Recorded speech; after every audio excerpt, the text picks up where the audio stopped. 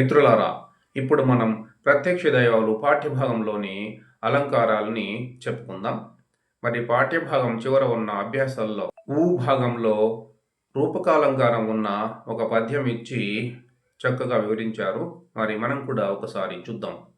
నీక వగచి వగచి నిర్భిన్న హృదయులై విగత చక్షులైరి వినవెవారలు ఆరిగి ఇంకనైనా అమ్ముదసుల్ల ఉదగ్ర శోకవహ్ని ఆత్మవయ్యా. ముందుగా ఈ పద్యానికి భావం చెప్పుకుందాం. ధర్మవ్యాధుడు అంటున్నాడు కౌశికునితో, ఓ కౌశిక, నీ తల్లిదండ్రులు నీ కోసం ఏడ్చి ఏడ్చి వాళ్ళ గుండెలు అవిసిపోయాయి. నీ కోసం కన్నీరు కార్చి కార్చి వాళ్ళు కంటి చూపు కోల్పోయారు. నా మాట విను. ఇప్పటికైనా మీ ఇంటికి పోయి మీ తల్లిదండ్రుల శోకవహ్నిని ఆర్పివేయి అని అన్నాడని భావం. మరి ఈ పద్యంలో రూపకాలంకారం ఉన్నది. రూపకాలంకారం లక్షణం ఏమిటి? ఉపమేయ ఉపమానాలకు ధర్మసామ్యాన్ని బట్టి అభేదం చెప్పడం. మరి ఏ విధంగా అయితే అగ్నిని తాకితే కాల్చివేస్తుందో శోకం కూడా మనిషిని అలా దహించి వేస్తుంది. మరి ఈ పద్యంలో ఉపమేయమైన కౌశికుని తల్లిదండ్రుల యొక్క శోకానికి వహ్నికి అంటే అగ్నికి అభేదం చెప్పడం జరిగింది. కాబట్టి ఇది రూపకాలంకారం. మరి భాగంలో 2 వాక్యాలు ఇచ్చారు. మొదటి వాక్యం, సంసార సాగరాన్ని ఈదడం కష్టం. సాగరం అంటే సముద్రాన్ని దాటడం ఎలా అసాధ్యమో అలాగే సంసారాన్ని నెట్టుకురావడం చాలా కష్టం. అందువలన గుణసామ్యాన్ని బట్టి ఉపమేయమైన సంసారానికి ఉపమానమైన సాగరానికి అభేదం చెప్పడం జరిగింది. కాబట్టి ఇది కూడా రూపకాలంకారం. మరి రెండవ వాక్యం, ప్రభుత్వం రైతులపై దయావర్షం కురిపించింది. ఇందులో కూడా రూపకాలంకారం ఉన్నది. ఎలాగంటే వర్షం ఎలాగైతే ఉక్కపోత నుండి చల్లదనాన్ని ఇస్తుందో అలాగే గొప్ప వాళ్ళ దయ కష్టాల్లో ఉన్న వాళ్ళకి ఉపశమనం కలిగిస్తుంది.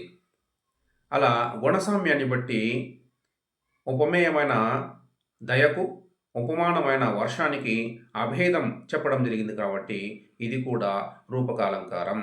మరి టెట్ డిఎస్సి అభ్యర్థుల కోసం ఈ పాఠ్యభాగంలోనే ఇతర పద్యాల్లో వాక్యాల్లో ఉన్న అలంకారాల గురించి చెప్పుకుందాం. 3 మానుష దేహమేల ధరించితో కాని తత్వమారయ పరదేవత వీవు. ఈ వాక్యానికి భావం, ధర్మవ్యాధుని తల్లిదండ్రులు అంటున్నారు, ఓ ధర్మవ్యాధ, నువ్వు ఎందుకు మనిషి జన్మ ఎత్తావో కానీ నిజానికి నీ గుణాలను బట్టి చూస్తే నువ్వు దేవుడివి అని అన్నారు. మరి అలా గుణసామ్యాన్ని బట్టి ధర్మవ్యాధునికి దేవుడికి అభేదం చెప్పబడింది. కాబట్టి ఇందులో రూపకాలంకారం ఉన్నది. 4వది, వాంగ్మనఃకర్మముల పితృ వత్సలత్వము ఒకరూపుగా చలుపుచునున్న ఎట్టి సద్గుణాకరు నిన్నెన్ని జామదజ్ఞు ఒక్కని ఎండంగదగుగాక ఒరులు గలరే. మొదట భావం చెప్పుకుందాం. ధర్మవ్యాధుని తల్లిదండ్రులు అంటున్నారు, ఓ ధర్మవ్యాధ, నువ్వు త్రికరణ శుద్ధిగా తల్లిదండ్రుల సేవ చేస్తున్నావు. మరి అలా తల్లిదండ్రుల సేవ చేసి తరిస్తున్న వారిలో మొదట నిన్నే చెప్పుకోవాలి. ఆ తర్వాత మాత్రమే జమదగ్ని కుమారుడైన పరశురాముని గురించి చెప్పుకోవాలి. అంతే తప్ప తల్లిదండ్రుల సేవలో నీతో పోల్చడానికి ఇంకెవరు సాటి రారు అని భావం. మరి ఈ పద్యంలో అప్రస్తుత ప్రశంసాలంకారం అలాగే ఉదాత్తాలంకారం కూడా ఉన్నాయి. ఎలాగంటే ప్రస్తుతమైన ధర్మవ్యాధుని తల్లిదండ్రుల సేవను అప్రస్తుతమైన పరశురాముని తల్లిదండ్రుల సేవతో పోల్చి ప్రశంసించడం జరిగింది. కాబట్టి ఇందులో అప్రస్తుత ప్రశంసాలంకారం ఉన్నది. అలాగే పరశురాముని తల్లిదండ్రుల సేవ కంటే ధర్మవ్యాధుని తల్లిదండ్రుల సేవ గొప్పది అని చెప్పడం వలన ఉదాత్త అలంకారం కూడా ఉన్నది. 5వది, ఈ వృద్ధుల నాపాలి వేల్పులనగా. ఇందులో రూపకాలంకారం ఉన్నది. ఎలాగంటే ఇందులో ధర్మవ్యాధుడు తన తల్లిదండ్రులే తన పాలిట దేవుళ్ళని చెప్పాడు. అంటే ఉపమేయాలైన తల్లిదండ్రులకు, ఉపమానాలైన దేవుళ్లకు అభేదం చెప్పబడింది కాబట్టి ఇందులో రూపకాలంకారం ఉన్నది. 6వది వేదముల్ యజ్ఞములు వ్రతంబులును వీర నాకను తలపు దృఢము. ఇందులో ఉల్లేఖాలంకారం ఉన్నది.